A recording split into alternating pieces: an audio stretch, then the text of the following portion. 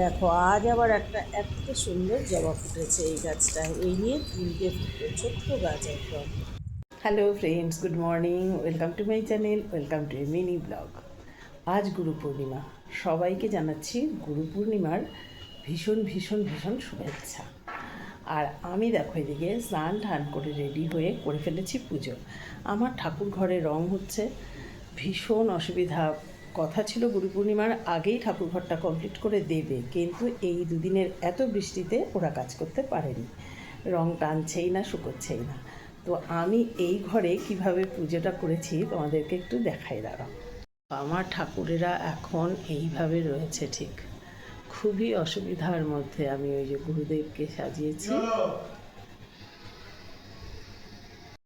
রান্না বসে গেছে, এদিকে চাল কুমড়োর ঘন্ট হচ্ছে আজ। জিরে, তেজপাতা, কাঁচা লঙ্কা ফোড়ন দিয়ে, আসলে এটা আমি না ঠিক জানি না কি ফোড়ন দিয়ে রান্না করতে হয়, এরমভাবেই করি। আর এদিকে হচ্ছে সুন্দর করে আলু ভাজা, আর হয়ে গেছে পেঁয়াজ ফোড়নের মসুর ডাল। আর বাকিটা লক্ষ্মী এসে বানাবে বাকি কিছু।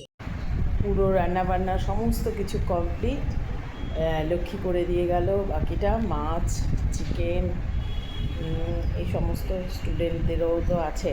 একজন ছিল, আবার আরেকজন এসছে, তার ইন্টার্নশিপ চলছে, সেও থাকছে। শুধু সে ডিনার করে। রাতের জন্য একটা সবজিও বানিয়ে রাখা হয়েছে, ভেন্ডি আলুর সবজি, তার সঙ্গে একটু অমলেট করে ওদেরকে রুটি দিয়ে দেবো।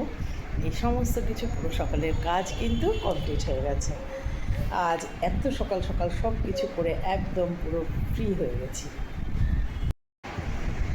তো এই ব্লগটা এতটাই থাকুক, পরে আবার পুরো দিনের ব্লগগুলো কী কী করছি শেয়ার করব। আর আমার ব্লগগুলো তোমাদের কেমন লাগছে অবশ্যই জানিও। ছোট ছোট করে তোমাদেরকে পুরো দিনের কিছুটা জিনিস দেখাতে চেষ্টা করছি। আর অবশ্যই ভালো লাগলে একটা লাইক করো, কমেন্ট করো, শেয়ার করো। আর যারা নতুন তারা আমার চ্যানেলটা সাবস্ক্রাইব করে দিও প্লিজ।